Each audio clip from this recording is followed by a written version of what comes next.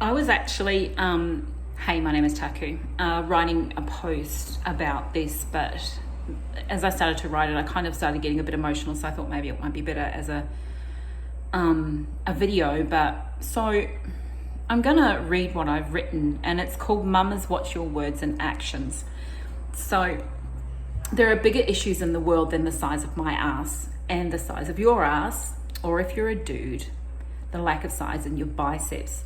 The shit thing is that we make this such a massive issue about it that it becomes a massive issue, and then we become massive or we stay small. There are more aspects to the issue of being overweight than overeating. If it were that simple, then it wouldn't be an issue, would it?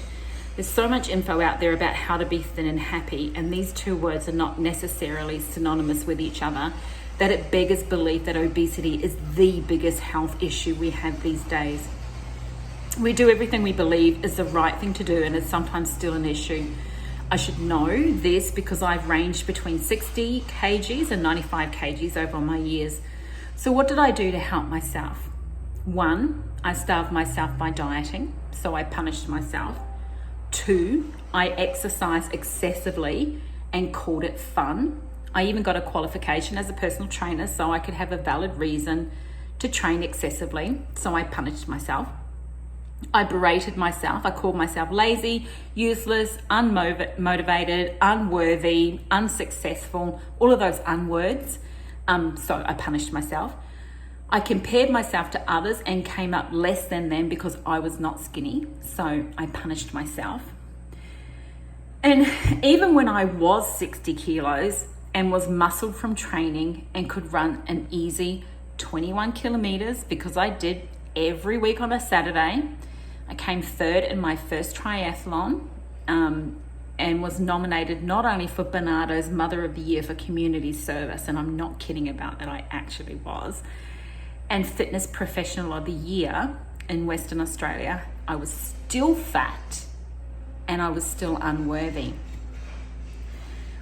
Being overweight is a mindset, not a reality.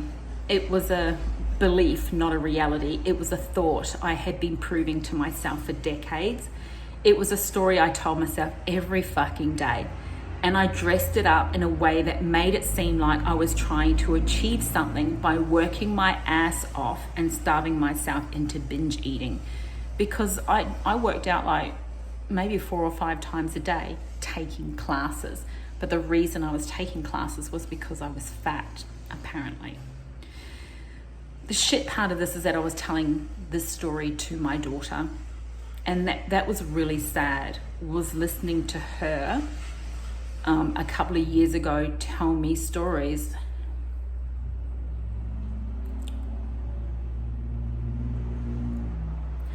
of her lack of unworthiness due to her weight. So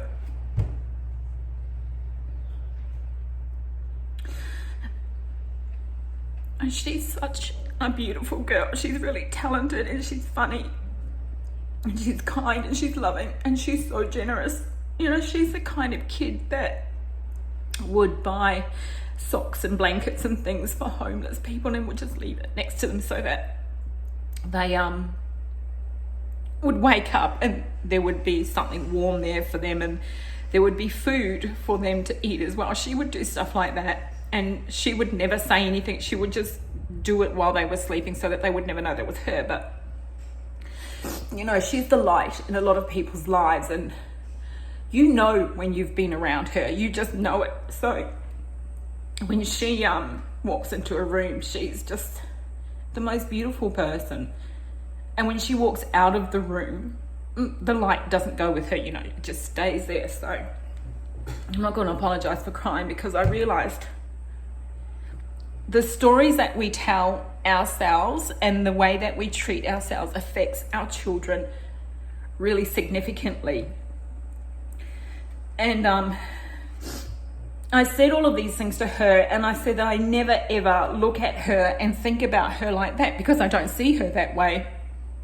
She said that it didn't matter that I didn't do that to her because I was so obsessed about my own size that she couldn't understand how I could be so thin and so athletic and so fit, but I was constantly comparing myself to others and coming up short, so if I was fit and thin and thought so little of myself and was so unworthy and lacking in confidence, then what hope did she have to achieve anything or to be worthy in her life? And I realized that the story I was telling myself was actually having a huge impact on her, and probably having a big impact on a lot of other people around me who would watch me doing what I was doing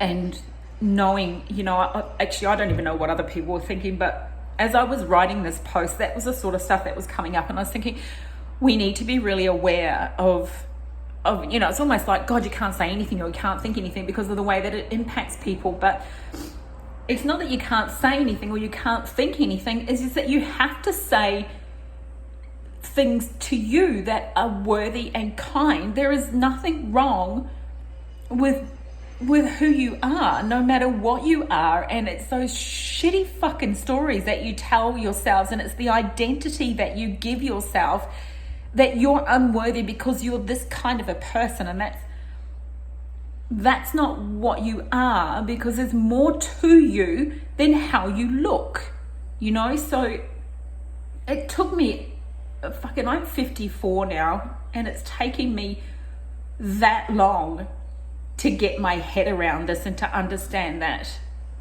you are worthy.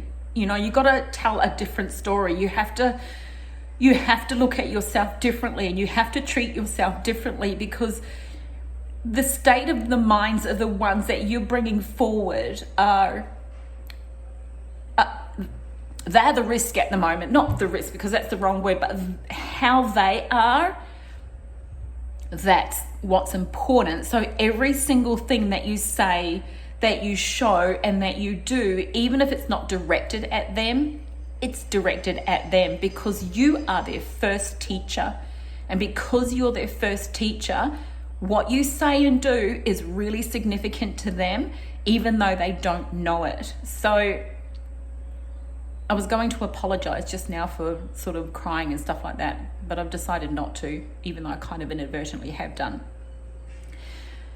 Even today, that was a massive, massive thing for me. So I'm going to leave that there. And the song that brought that up was Vanessa Amorosi, This Is Who I Am.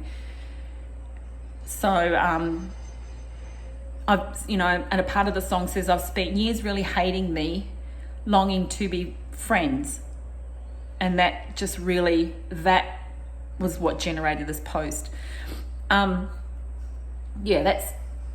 it. I need a haircut. So I booked one of those. But just fucking just love yourself, because you are perfect exactly the way you are. And the Lady Gaga, the superstar song that I can't think of it, Born This Way, that's the ringtone that I have for my daughter, because I think she's a star, and it was really painful to hear her say that, and to know that a lot of her self-confidence, or the lack of her self-confidence, was generated by me inadvertently. I don't blame myself for that. But, it's been a massive learning thing. So the only thing that I can really do is to get all your young mums out there, or your older mums and who have grandchildren and stuff like that, and the dads, is to, you've really got to start loving yourself. You really, really, really have to, and not worry so much about whether you're fat or you're thin or you're black or you're white or you're bald or whatever. It doesn't matter, because somewhere out there someone loves you, and somewhere out there someone is watching everything you do. So be a great first teacher. Love yourself. Be kind. Drink some water. I'm only saying it because it's so damn hot here. And yeah, I'm done. I don't know how to end this, so I'll just go bye.